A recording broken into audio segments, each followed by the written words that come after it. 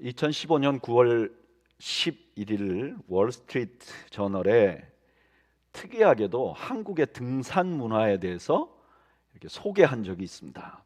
그 내용을 보면 이래요.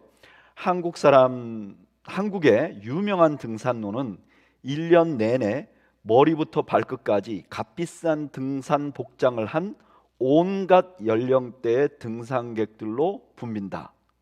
그들은 남들보다 더 잘 되기 위해서 기를 쓰는 평일의 스위치를 주말 등산에도 끄지 못한다. 전력을 다해 사는 것처럼 등산도 전속력으로 한다. 등산로에 밀려든 다른 등산객들의 뒤통수를 응시하며 정상을 향해 기어오른다. 기를 쓰고 정상까지 경주하고 또 기를 쓰고 내려온다. 잠시 속도를 늦추고 신선한 공기를 마시는 여유를 스스로에게 허락하지 않는다. 한국인들은 등산 중에도 빨리빨리 앞서가야 한다는 강박관념에 시달린다. 아마 등산을 빗대서 성공지향적이고 또 무언가 빨리빨리 이루어내는데 강박관념을 가진 우리 한국 문화를 빗대어서 기록한 것 같아요. 그렇죠?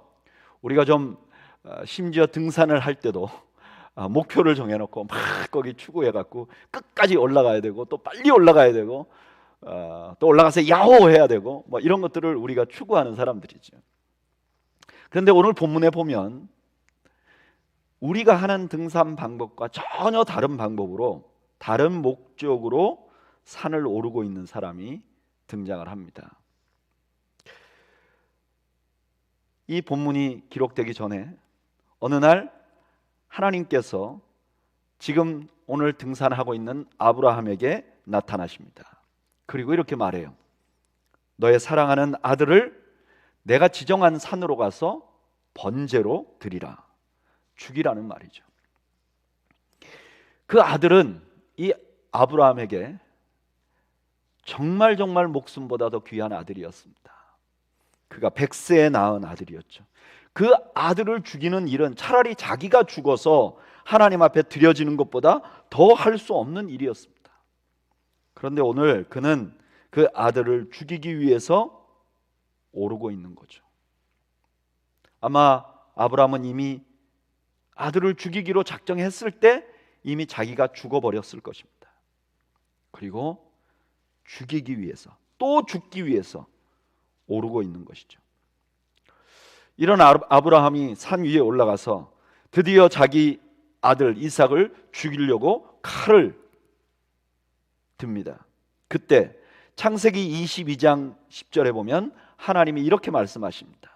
손을 내밀어 칼을 잡고 그 아들을 잡으려 하니 여호와의 사자가 하늘에서부터 그를 불러 이르시되 아브라함아 아브라함아 하시는지라. 아브라함이 이르되 내가 여기 있나이다 하매 사자가 이르시되 그 아이에게 내 손을 대지 말라. 그에게 아무 일도 하지 말라. 내가 내 아들 내 독자까지도 내게 아끼지 아니하였으니 내가 이제야 내가 하나님을 경외하는 줄을 아노라. 저는 이 말씀을 읽을 때마다 하나님께서 아브라함아 아브라함아 하고 부를 때 그 아브라함의 마음이 어땠을까? 그런 생각을 해봅니다. 하나님은 아브라함이 그 아들을 죽이지 못하게 말리십니다. 그리고 이렇게 말해요. 네가 나를 경외하는 줄 이제 알았다.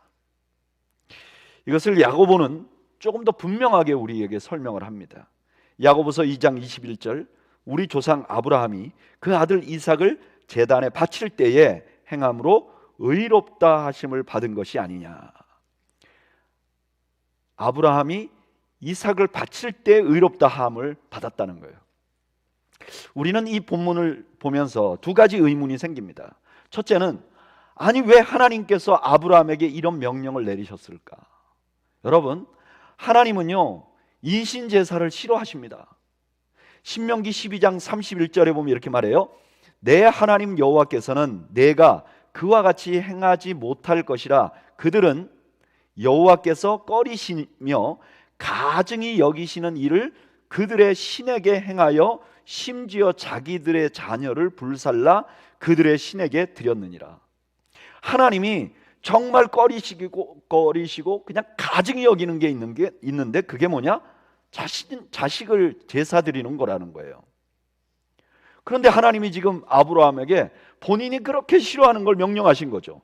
그리고 결국 죽이지도 않았어요. 여러분, 하나님께서는 이 명령 한번 하시고 나서 수없이 많은 오해를 받으셨어요. 아마 믿음이 좀 있다고 하는 분들은 다들 그런 생각 한번 해봤을 거예요. 야, 하나님이 내 아들을 바치라, 내 자식을 드리라 그러면 어떡하지? 이런 오해를 우리가 한 번쯤은, 아니 그런 마음이 한 번쯤은 생겼을 거예요. 그런데 왜 하나님은 이런 명령을 내리셨을까? 더 이상한 것은요, 왜 하나님은 아브라함이 자식을 바칠 이때 아브라함에게 믿음을 인정했을까? 야, 네가 의롭다 이렇게 말했을까? 여러분, 하나님의 이 명령 때문에 얼마나 많은 부작용이 있습니까? 오래전에 한국의 어떤 강원도 산골에서 어떤 목사님께서 자기 아들이 아픈데 병원에 안 데려갔어요. 그리고 그 아들을 위해서 기도하다가 그만 그 아들이 죽었어요. 근데 이분이 그 아들을 그 예배당에 방치해 놨어요. 그래서 나중에 경찰이 들이닥쳐서 이거 왜 이렇게 했느냐 그랬더니 이 목사님이 자기는 이 아이가 부활할 줄 믿었다는 거예요. 그래서 한번 한국 사회가 발칵 뒤집힌 적이 있어요. 하나님께서 이때 아브라함에게 이렇게 명령하셨기 때문에 이런 오해를 하는 사람들이 있어요. 아니, 이 정도로 오해는 안 해도 너무나 많은 사람들이 신앙이란 무엇인가, 하나님 따르는 믿음이란 무엇인가, 이 아브라함처럼 무모해야 된다, 자식 바치라 그러면 바쳐야 된다, 이런 인상을 준단 말이에요. 아니, 하나님은 왜 이런 명령을 하셨으며 왜 이렇게 이런 명령을 순종하는 아브라함에게 믿음이 있다고 말했을까? 우리는 그 대답을 아브라함 옆에서 아브라함과 함께 산을 오르는 사람으로부터 찾을 수 있어요. 그는 아브라함의 아들이었어요. 그런데 이 아들은요, 자기가 죽고 나면 태울 나무짐을 자기가 직접 짊어지고 아버지를 따라가요. 이 아들은 아버지가 자기를 죽일 거라는 걸 직감해요. 그래서 아버지한테 물어보죠. 양이 어디 있습니까? 이렇게 물어보죠.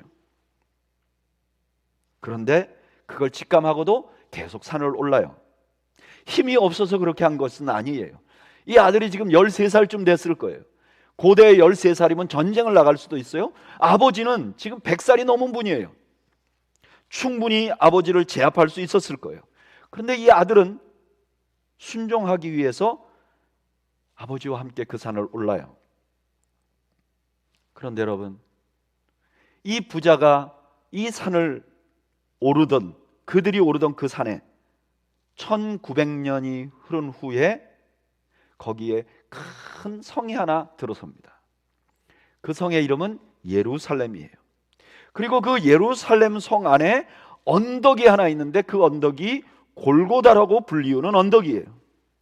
그런데 그 언덕에 아브라함에게 산을 오르게 했던 그 하나님의 아들이 올라요. 그 하나님의 아들도 나무를 지고 오르세요. 그런데 그 나무는 무엇인가? 자기가 죽어야 할 나무를 짊어지고 오르세요. 그 하나님의 아들은 자기가 죽으려고 오른다는 것을 알고 있었어요. 성경에서는 그가 힘이 없어서 오르는 게 아니라는 것을 명백하게 말합니다. 마태복음 26장 53절, 너는 내가 내 아버지께 구하여 지금 12군단 더 되는 천사를 보내시게 할 수 없는 줄 아느냐. 그는 천사를 동원할 수 있는 힘이 있었어요. 그런데 오르세요. 왜? 순종하기 위해. 아브라함의 아들과 하나님의 아들이 다른 점은, 아브라함의 아들은 올라갔지만 죽지 않았어요. 그런데 하나님의 아들은 결국 죽으셨어요. 아브라함이 아들을 죽이려고 할 때 말리셨던 그 하나님께서 자기 아들은 말리지 않으셨어요. 왜 그랬을까? 왜 하나님은 그 아들을, 자기 아들을 죽이셨을까? 성경은 이렇게 그 답을 해줘요. 로마서 5장 8절. 우리가 아직 죄인 되었을 때 그리스도께서 우리를 위하여 죽으심으로, 하나님의 아들이 우리를 위하여 죽으심으로 하나님께서 우리에 대한 자기의 사랑을 확증하셨다고 말씀하세요. 하나님은 왜 그 아들을 올리셨는가? 우리를 사랑하기 때문에 그랬다는 거예요. 그가 왜 죽으셔야 했는가? 하나님이 우리를 사랑한다는 것을 확증시키기 위해서 그랬다는 거예요. 여러분, 우리는 이 장면에서 하나님께서 왜 아브라함에게 그런 명령을 하셨는지 답을 알 수 있어요. 하나님께서는 처음부터 아브라함의 아들을 죽일 계획이 아니셨어요.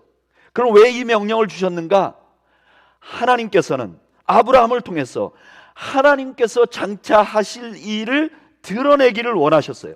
하나님께서는 창세전부터 그 아들을 죄인들을 위하여 내어놓으시고 죽이기로 작정하셨어요.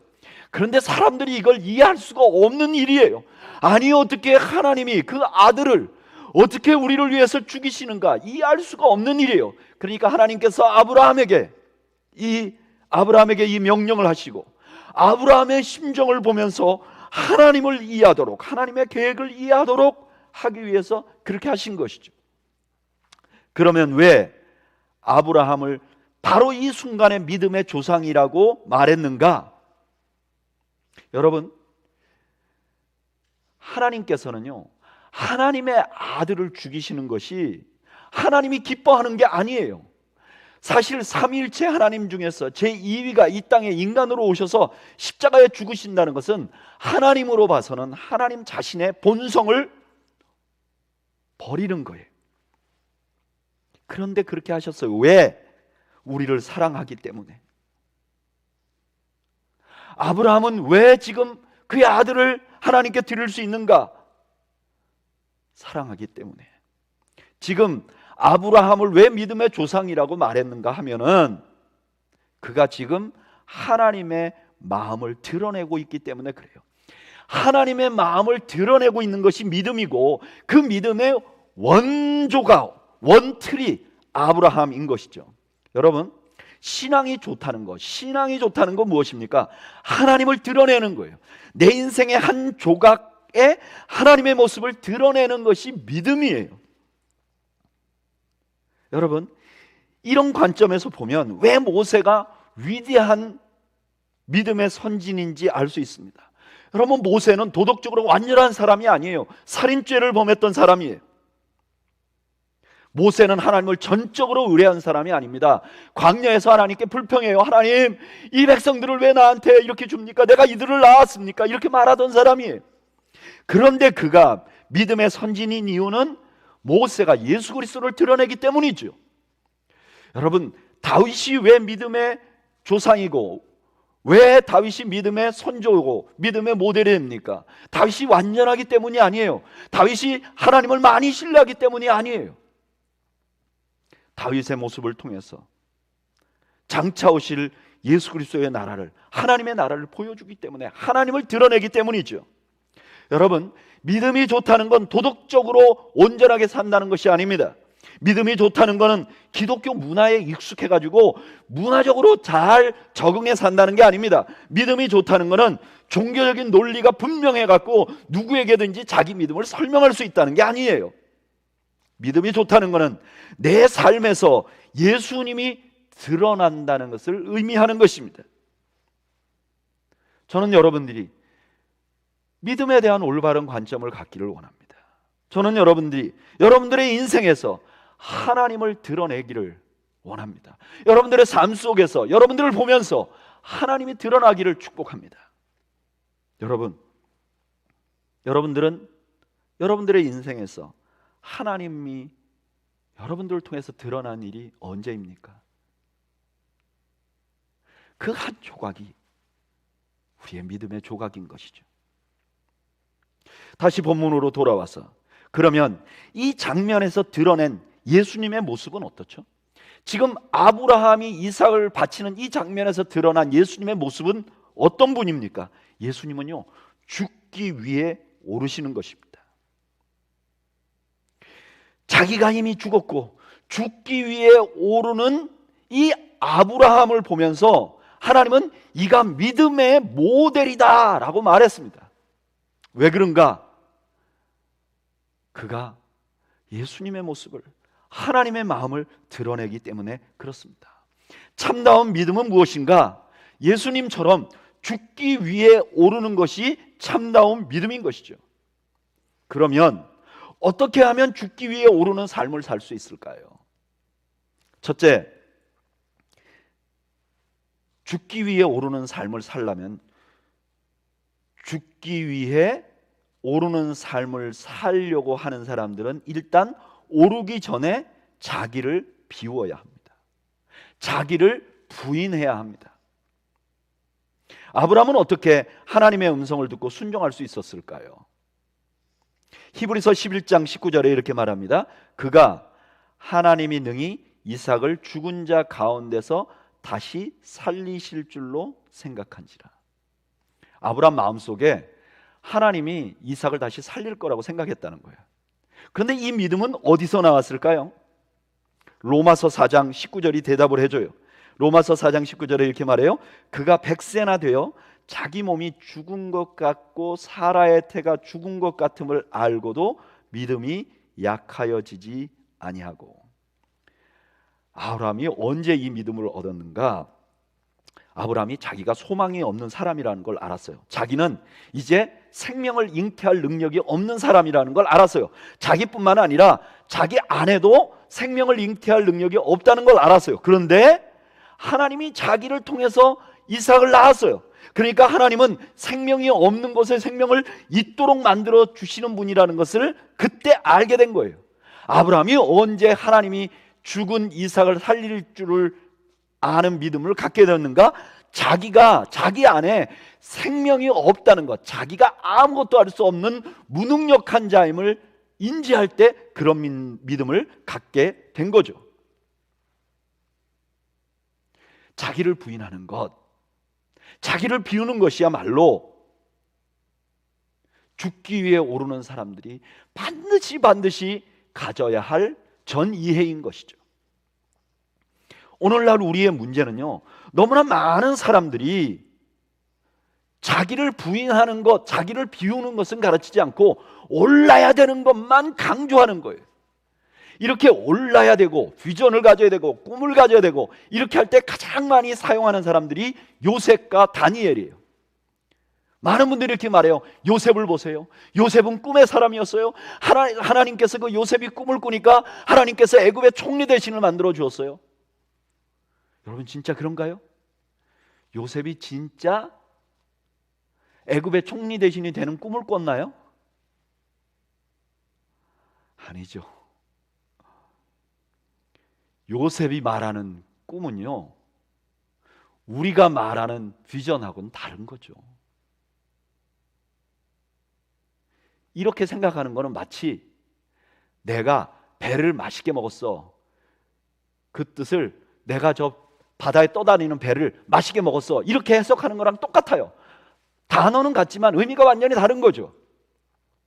여러분 다니엘은 어떻죠? 다니엘은요, 총리 대신이 되려고 꿈꿔본 적이 한 번도 없어요.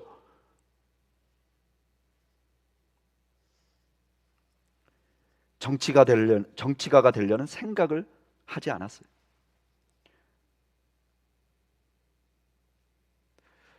오르는 것만 강조하는 것은요, 꿈만 강조하는 것은 일단 성경이 말하는 바도 아니고, 또 하나 이렇게 꿈만 강조하는 데는 두 가지 큰 문제점이 있어요. 첫째는요, 내가 고지에 오르면 하나님이 영광을 받을 것이라고 착각하는 거예요.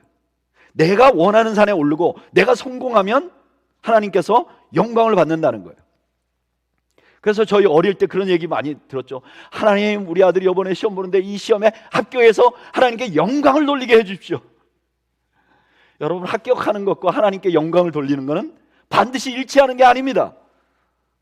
제 주변에 제 친한 친구 중에 어머니가 그렇게 기도를 많이 해가지고 대학을 좋은 데 갔는데 그만 믿음을 떠나서 지금까지도 안 들어오는 사람이 있어요. 성공하는 것과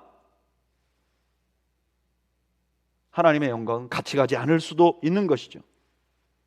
이런 생각에는 아주 두 가지 큰 착각이 있어요. 첫째는 내가 하나님의 영광을 만들 수 있다고 생각하는 거예요. 내가 하나님께 빛을 좀 더 쏘아줄 수 있다고 생각하는 거예요. 근데 성경에 말하는 영광은요, 하나님이 온전히 하나님 자신을 드러낼 때 영광이에요. 누군가 옆에서 거르치는 게 하나님께 영광을 드러내는 게 아니에요. 그리고 내가 높아지면 하나님의 영광에 도움이 된다고 생각하는 거는요, 하나님의 영광의 무한하심을 착각하는 거예요. 우리 인간의 아버지는 그렇죠. 자식이 잘 되면 아버지가 좀 이렇게 영광을 받을 수도 있죠. 왜냐하면 그 아버지는 완전한 영광이 아니니까. 그런데 우리 하나님 아버지는 어때요? 완전하신 분이에요. 그래서 누군가의 도움으로 영광을 더 나타내야 될 필요가 없는 분들이에요. 많은 분들이 이렇게 내가 잘해서 하나님께 영광을 돌리겠다고 할 때 사용하는 성경 말씀이 있어요. 그게 마태복음 5장 16절이죠. 거기 보면 이렇게 돼 있어요. 이같이 너희 빛이 사람 앞에 비치게 하여 그들로 너희 착한 행실을 보고 하늘에 계신 너희 아버지께 영광을 돌리게 하라. 여러분, 여기 착한 행실은 뭐죠? 착한 행실은 적어도 3장 3절부터 11절까지 보면 세상의 성공은 아니에요. 이 말씀이 제자의 본질이라면 착한 행실은 십자가에 죽는 거예요. 그리고 또 하나, 꿈을 강조하다 보면 생기는 또 하나의 문제는요, 하나님을 자꾸 헬퍼로 아는 거예요. 자기가 목표를 세우고 그 다음에 내가 그 목표를 세워놓고 하나님 앞에 열심히 기도하면 하나님이 나를 도와서 그 목표를 달성하게 만들어주는 존재라고 착각하게 만들어요. 제가 이 얘기는 여러 군데서 많이 했는데 몇 년도인지 기억은 안 나지만 제가 그 선교지 방문을 하다가 북경에를 방문한 적이 있어요. 근데 그때 저희가 북경에 방문했을 때 마침 그 지역에 코스타 집회가 있었어요. 코스타는 유학생들에게 믿음을 갖게 하고 또 유학생들이 신앙적인 공동체를 누리게 하기 위해서 만들어진 그 조직이고요. 특별히 미국에서 굉장히 크게 1년에 한 번씩 큰 집회를 해서 유학생들에게 비전을 주고 꿈을 주는 아주 좋은 기관이죠. 근데 그 그 북경 코스타에 집회가 그날 있었던 거예요. 시작하는 거예요. 그래서 저희를 안내해 주시는 분이 그 북경 코스타에 같이 좀 가자고. 저도 코스타 젊은 사람들의 사역에 대해서 관심이 많았기 때문에 저도 갔으면 좋겠습니다. 그래서 같이 갔어요. 첫 시간이었기 때문에 오리엔테이션 하면서 그 북경 코스타 집회의 강사들을 소개한 거예요. 그러면서 이 소개하시는 사회자가 이렇게 얘기하더라고요. 이번 북경 코스타는 아주 특별해서 원래 코스타의 유명한 강사들 뿐만 아니라 이 북경 코스타에서 은혜를 받은 북경에서 유학하고 한국에 돌아간 분들 중에서 많은 분들이 강사로 오셨다는 거예요. 그러면서 쭉 소개를 하는데 정말 그 코스타 집회에 아주 전통적인 스타 강사들이 쭉 소개되고 마지막에 북경 코스타 출신의 강사들을 쭉 소개하는데요.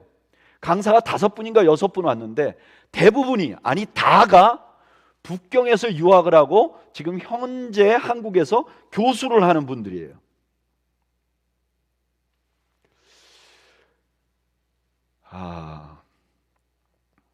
그러니까 북경에서 유학을 하고 하나님 앞에 열심히 기도한 사람들은 모델이 뭐냐? 한국에 가서 교수를 하는 사람이에요.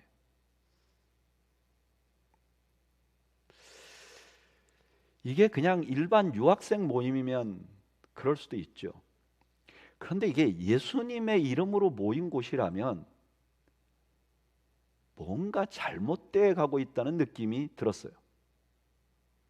만약에 예수님 때문에 모인 곳이라면 북경에서 유학해서 사회적으로 아주 높은 포지션에 갈 수 있는데 그것을 취하지 않는 사람이 한 명이라도 있어야죠.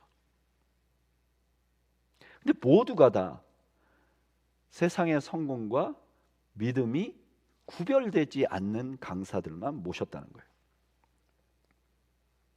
그리고 안타깝게도 그 다음에 개회 예배 때 설교하시는 목사님의 설교는 에스겔서를 본문으로 해서 설교를 하셨는데 내용이 이래요. 당신이 꿈을 가지시라. 그러면 꿈을 갖고 그걸 하나님께 기도하면 하나님이 당신 꿈을 이루도록 도와줄 것이다.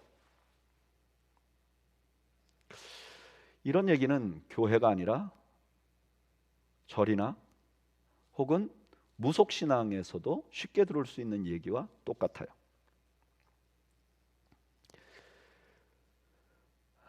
거기를 방문하고 2, 3년이 지났을 때 제가 산호세에서 목회할 때 이 산호세 지역에 그 코스타를 만드신 홍정길 목사님이 방문을 하셨어요.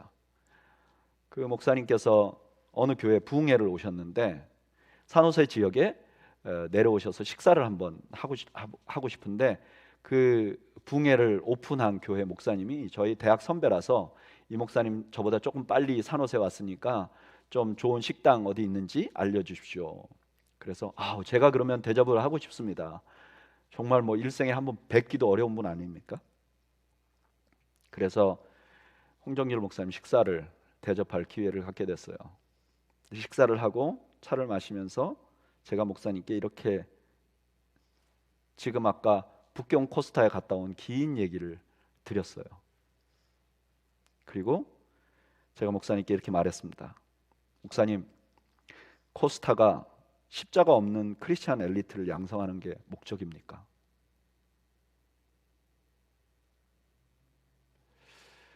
지금도 잊혀지지 않아요. 그 홍정길 목사님이 그 얘기를 듣더니 처음 보는 젊은 목사의 도전에 이 목사님, 나도 똑같이 그 점을 염려하고 있습니다. 그렇게 말씀하시더라고요. 그러면서 자기를 이어서 코스타를 끌고 나가야 될 두 분을 얘기하시면서 한 분 목사님은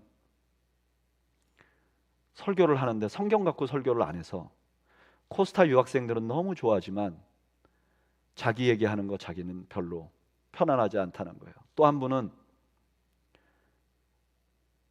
관상기도에 빠져가지고 십자가 쪽으로 돌아오질 않고 있다고. 다 친한 분들이에요. 임으로 온 분들이겠죠. 저는 그분의 이야기를 들으면서 참 감사했어요. 그래도 이 대학생 집회를 만드신 저분은 좀 다른 생각을 가지고 계셨구나. 여러분, 하나님은 우리 종이 아닙니다. 내가 목표를 세우고 그 목표를 이루기 위해서 나를 도와줘야 하는 헬퍼가 아닙니다. 우리는 목표를 세우기 전에 내가 나를 포기하는 것을 먼저 배워야 합니다. 내가 죽는 것을 먼저 배워야 합니다. 이것이 바로 제자들에 관한 예수님의 뜻이었어요. 마가복음 8장 34절에 이렇게 말해요. 무리와 제자들을 불러 이르시되 누구든지 나를 따라오려거든 자기를 부인하고가 먼저예요. 그 다음에 자기 십자가를 지라. 우리가 너무나 자기를 부인해야 된다는 건 말하지 않고 목표를 세우는 것만 말해서 기독교가 참 주님의 모습을 드러내지 못하게 되는 거예요. 제가 부산에서 목회할 때 한 원로 목사님을 만났는데 이분이 저한테 이런 얘기를 하더라고요. 이 목사님, 내가 지금 40년 이상 목회를 하고 은퇴를 했는데 내가 40년 이상 목회를 하면서 집을 팔아서 바친 사람도 봤고 전 재산을 팔아서 하나님께 드린 사람도 봤는데 자기의 자존심을 팔아 바친 사람은 한 명도 못 봤습니다.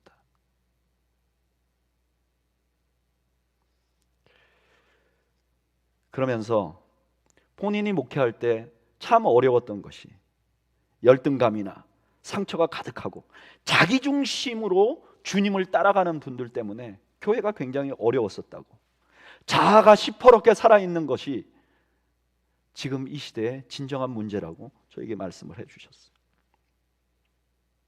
여러분, 우리가 목표를 세우기 전에, 헌신하기 전에 나를 부인해야 합니다. 이 흔적이 있어야 해요. 이걸 잊지 말아야 해요. 그리고 진짜 죽어야 합니다. 자기를 부인해야 해요. 요즘에 이렇게 십자가 설교나 자기를 부인하는 설교를 많이 하니까 교회 안에 최근에는 죽은 척 하는 사람들이 너무 많아요. 말을 죽은 사람처럼 해요. 행동을 죽은 사람처럼 해요. 근데 여러분, 진짜 죽은 사람과 죽은 척 하는 사람이 뭐가 다른 줄 아세요? 자극을 해보면 알아요. 진짜 죽은 사람은 찔러도 자극이 없어요. 근데 죽은 척 하는 사람은 찌르면 금방 자극이 나타나요. 여러분, 죽어야 합니다. 내가 나를 부인해야 합니다. 그래야 주님이 사용을 하세요. 주님이 사용을 하셔야 내 삶에 열매가 생겨요. 그 열매라는 게 우리의 삶의 성품이 변화되는 거예요. 신앙생활을 하면 할수록 성품이 바뀌어지는 거예요. 또한 열매라 함은 우리 신앙생활에 주변에 사람들이 생기는 거예요. 나로 인해서 그리스도를 만난 사람, 나로 인해서 그리스도 안에 헌신된 수많은 사람들이 나와 함께 있는 열매를 거두게 되는 거예요. 여러분, 우리 예수님은 어떤 분이시냐? 죽기 위해 오르신 분이세요. 근데 죽기 위해 오르려면 반드시 전제되어야 될 것이 내가 먼저 자기를 부인해야 되는 것입니다. 두 번째로, 죽기 위해 오르려면 어떻게 해야 되느냐? 올라야 돼요. 이것이 기독교와 다른 종교의 다른 점입니다. 여러분, 불교는 어떻게 생각하냐? 산이 있잖아요. 그럼 불교는 이렇게 얘기해요. 야, 산이 없는 것처럼 생각해. 그러면 없는 거야. 아예 나를 없애면 산이고 나고 아무것도 없는 거야. 이게 불교의 생각이에요. 힌두교는 어떻게 생각하느냐? 앞에 산이 있으면 그 산을 신으로 생각하라 그래요. 경배하라 그래요. 그러면서 태어난 대로만 살라 그래요. 그래서 힌두교는 계급 사회를 만들 수 있는 것이죠. 신분을 변경하지 말라고. 이슬람교는 앞에 산이 있으면 그게 신의 뜻이라는 거예요. 그게 신의 뜻이니까 그냥 두라고 얘기를 하죠. 그러나 우리 그리스도인들은 산이 있으면 하나님의 뜻이라면 올라가는 사람들이 그리스도인들이에요. 그래서 그리스도인들은요, 목표를 가져요. 이 성경에서는 목표를 가지는 그 자체를 부정하지 않아요. 오히려 목표를 가지는 걸 칭찬합니다. 그리고 그 목표를 달성하기 위해서 열심히 최선을 다하는 걸 격려해요.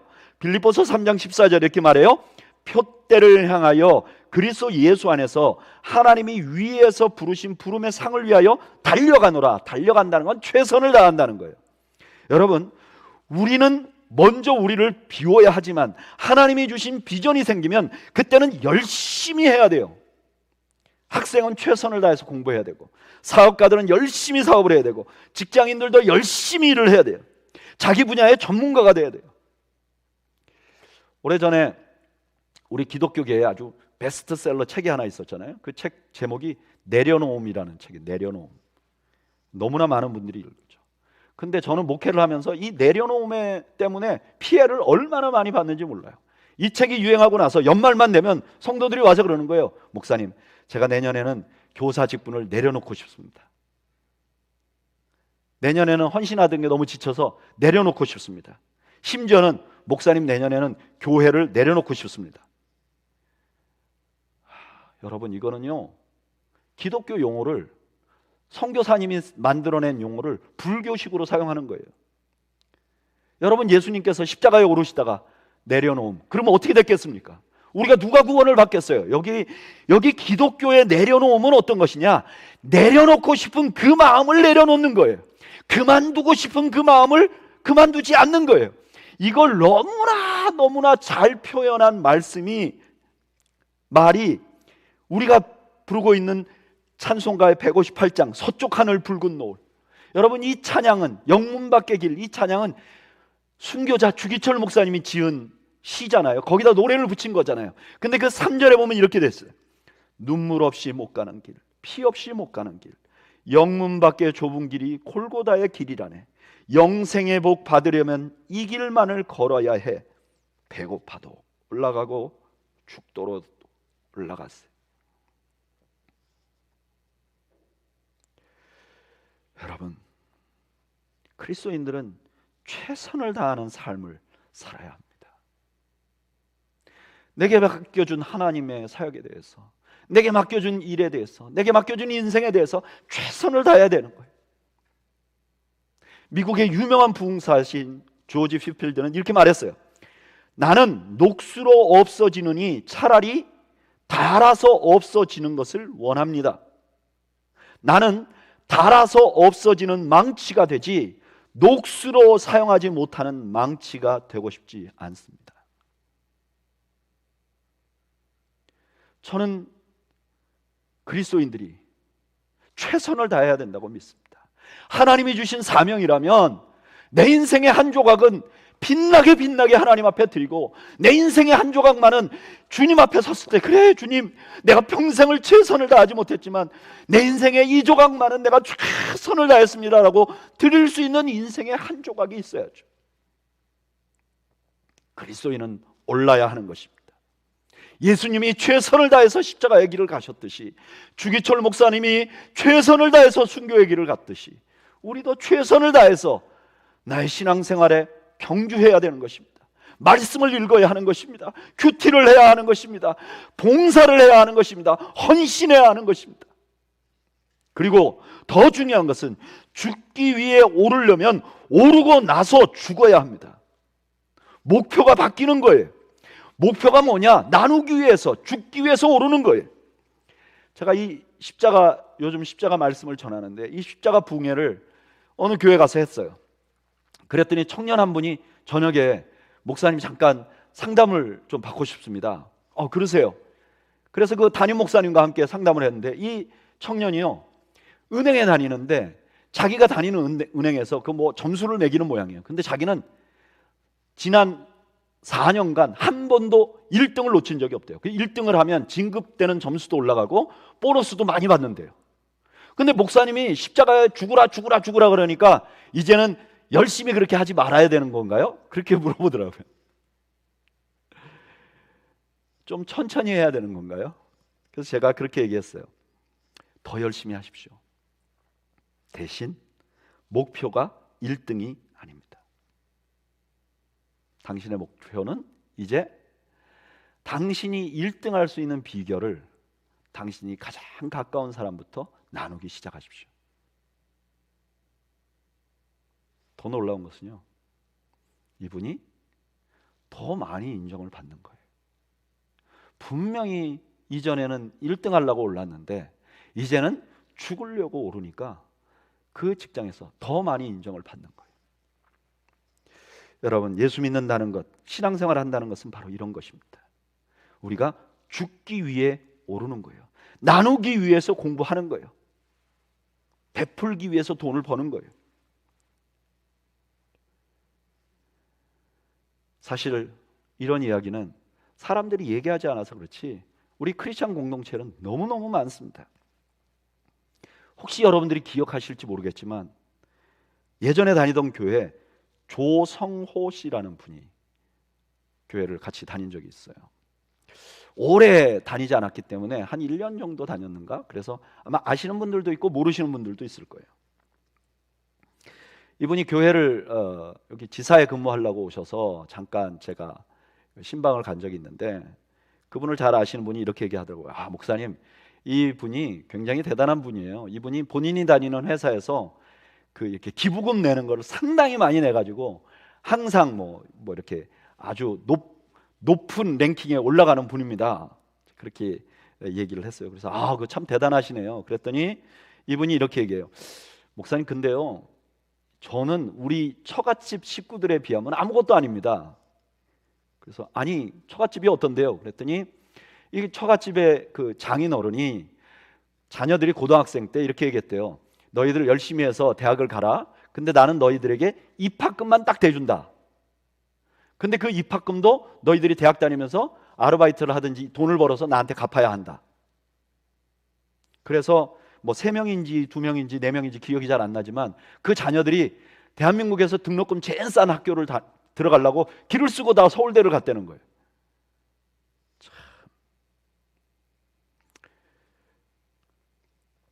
그런데 그분의 그 아내의 언니가 되겠죠. 언니가 서울 사대를 졸업하고 교사 생활을 하는 분이 있었대요. 여러분, 한국에서 공부해서 서울대 갔으면 뛰어난 거죠. 그리고 또 학교 선생님을 했으면 잘한 거죠. 근데 선생님 그만두고 다시 대학 시험을 봐가지고 의대를 갔다는 거예요. 그래서 이런 생각을 하잖아요. 아, 저분이 교사 월급으로는 만족이 안 됐나 보다. 교사로는 만족이 안 됐나 보다. 의사를 하고 싶었나 보다. 근데 의대를 가서 졸업하고 나서 그 다음에 한 달에 그 당시 제가 이야기를 들을 당시에 100만 원을 받고 일을 한다는 거예요. 이렇게 한국의 오지에 가서 일하는 그런 의사를 하신다는 거예요. 근데 그 의사를 하는 조건이 뭐냐? 2달 동안 네팔이나 가난한 나라 가서 의료봉사를 하고 온다는 거예요. 그런데 이 의료봉사를 하는 일이 너무 힘들어서 2달 하고 오면 그냥 완전히 녹초가 된다는 거예요. 그런데도 그 일이 기뻐서 그 일을 한다는 거예요. 제가 참 너무나 특별하신 분이네요, 이렇게 말씀을 드렸더니 그 분이 저한테 하신 말씀이 기억이 나요. 목사님, 이게 당연한 거 아닌가요? 생각해보면 예수 믿으면 이게 당연한 거예요. 예수 믿는데 자기만 알고, 예수 믿는데 성공하고, 예수 믿는데 올라서 자기가 자기 것만 누리려고 하는 게 이상한 거지, 그렇게 하는 게 이상한 게 아니더라고요. 왜냐하면 오른 뒤에 죽는 것이 바로 기독교의 영성이고, 죽기 위해 올라가는 것이 예수님이 하신 것이기 때문에 그렇죠. 사랑하는 여러분, 여러분들은 지금 무엇을 추구하시나요? 여러분들은 지금 자신이 먼저 죽었나요? 오늘 최선을 다해서 오르고 있나요? 여러분들은 죽기 위해 오르고 있나요? 저는 이런 교회를 꿈꿉니다. 1년 반쯤 전에 우리 그레이스 밸리 교회에서 저에게 초빙하는 말씀이 나왔어요. 그때 여러 가지로 기도하고 하나님의 인도를 받고 싶었습니다. 그때 당시에 우리 그레이스 밸리 교회는 사역팀이라는 5가정이 있었죠. 6가정인가요?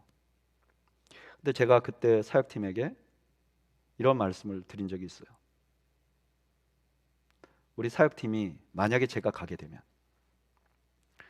7년간 봉사하고 그 다음에 모든 직분에서 내려올 수 있는가? 이 질문에는 오늘 본문에서 말하고 있는 3가지 프린시플이 담겨 있는 거예요. 첫째, 여러분들은 죽었습니까? 교회를 시작했는데 어떤 욕심이나 어떤 명예나 어떤 자기의 정당성을 프루프하기 위해서 교회가 시작됐습니까? 아니면 정말 내가 하나님 앞에 정말 내가 부족하거나 죽어서 죽은 상태에서 시작했습니까? 2번째, 여러분들은 좋은 교회를 만드는데 정말 최선을 다해보고 싶습니까? 내 인생의 한 조각, 내 삶의 중년을 정말 하나님을 위해서 정말 바치고 정말 후회 없이 봉사하고 싶습니까? 3번째, 그렇게 봉사하고 나서 내가 영광을 누리거나 혹은 내 만족을 누리거나 아니면 다음 리더들에게 존중받거나 내가 영향력이 많아져서 이 교회의 파운더로서 그런 영원히 그렇게 가지려고 하는 것이 아니라 오르고 나서 진짜 정말 나는 없어지고 나는 사라지고 하나님만 영광 받기를 원하는가?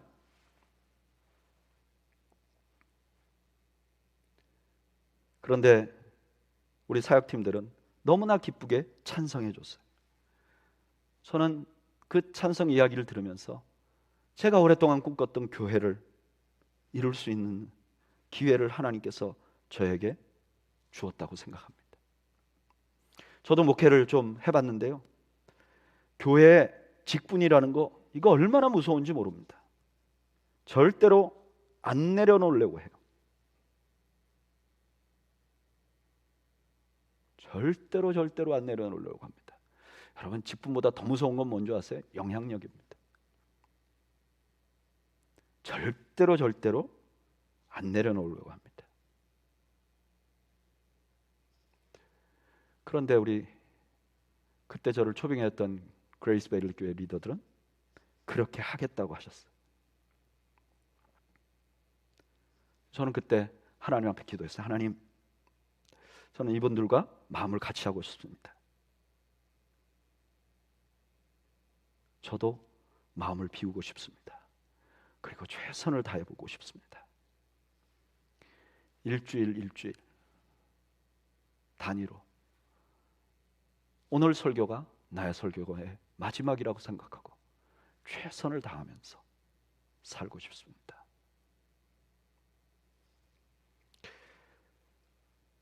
그리고 소리 없이 연기처럼 사라지고 싶습니다. 올라가서 죽으신 예수님처럼 목회자로 불리움 받은 저의 인생의 마지막을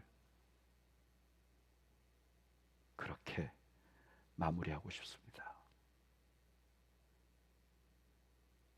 사랑하는 여러분, 기독교의 영성은 자기 죽음의 영성입니다. 기독교의 영성은 하나님이 주신 사명에 목숨을 거는 영성입니다. 기독교의 영성은 그 일을 이루고 나서 이름도 없이 빛도 없이 더 낮아지고 더 겸손해지고, 이것이 기독교입니다. 혹시 내가 예수를 믿어서 점점 영향력이 있어지고 점점 많이 모으고 내가 일을 안 해도 사람들에게 존중받고 존경받고 싶다면 번지수를 잘못 찾아오셨습니다. 기독교는, 우리가 믿고 있는 예수님은 우리를 너무 사랑하셔서 십자가를 지고 오르시고 죽으신 분이십니다. 우리 한번 이 시간 잠시 기도하기를 원합니다. 우리는 모두 예수님을 바라보는 사람들입니다. 우리가 바라보고 있는 예수님은 어떤 분이십니까? 그리고 예수님을 따라간다고 하는 나는 지금 그분과 어떤 차이가 있고 어떤 공통점이 있습니까?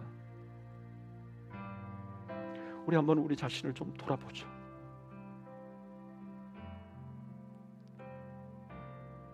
저는 이것이 얼마나 쉽지 않은 과정인지를 너무나 잘 압니다.